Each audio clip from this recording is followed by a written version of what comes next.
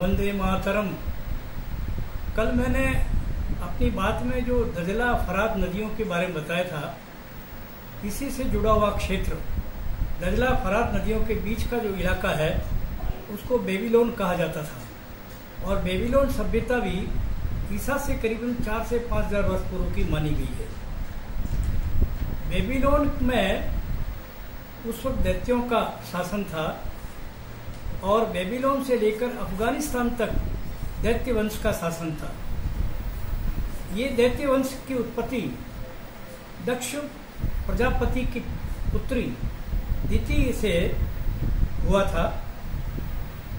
दक्ष की पुत्री दिति का विवाह कश्यप मुनि से हुआ था और अदिति का भी उसी के साथ और धनु का भी उसी के साथ। अदिति से जो वंश बना वो आदित्य हुए, जो 12 बाद में हुए थे, और दिति से जो वंश बना उसमें भी 12 थे।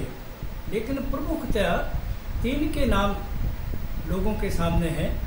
दिति से बड़ा लड़का हुआ था हिरण्यकशिपु, उससे छोटा था हिरण्याक्ष, और एक लड़की हुई थी सिंगिका।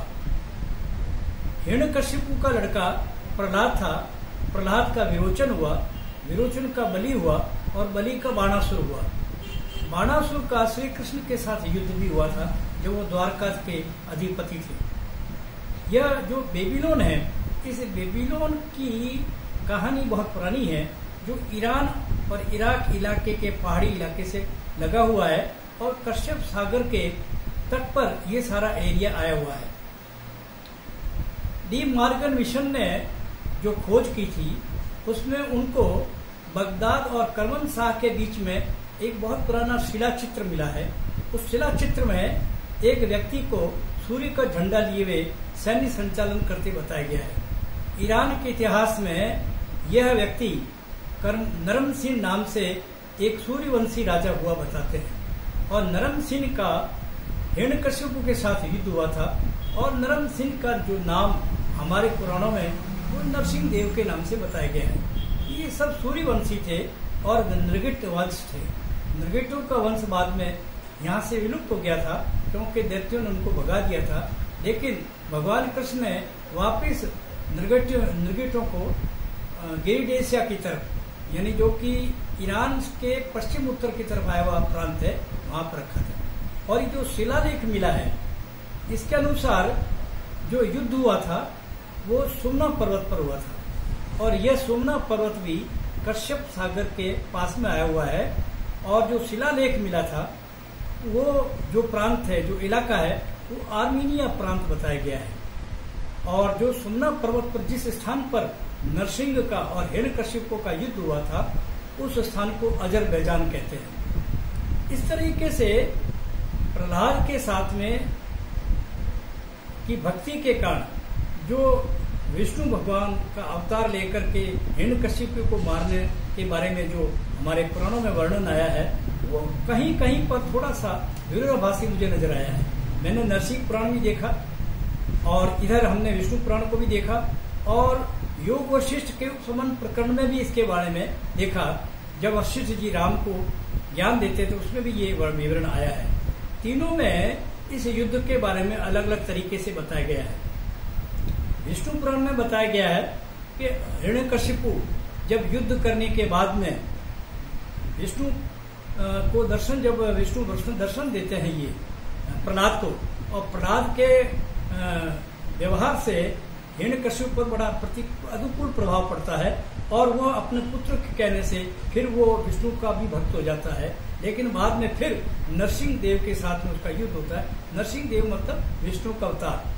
सूर्य के पुत्र विष्णु थे और विष्णु का पुत्र था नरसिंह।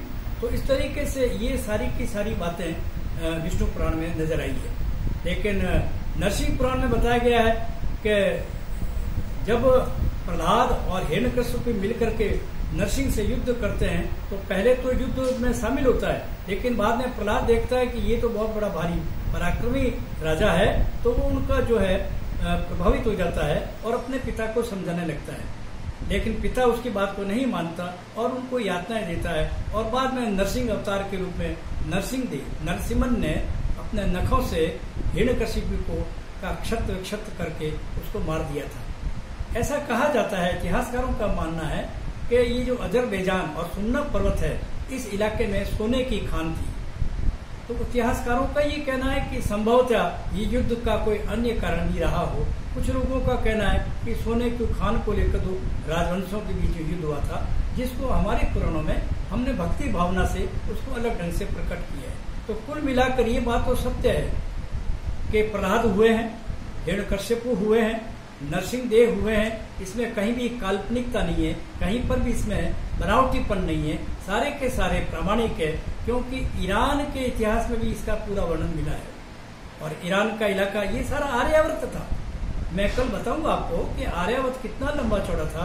हम अभी कभी कभी आर्यों के बारे में बात करते हैं, बहुत से कहते हैं आर्य भारत से बाहर से नहीं आए, आर्य यहाँ के थे। वो सब कहना ठीक है।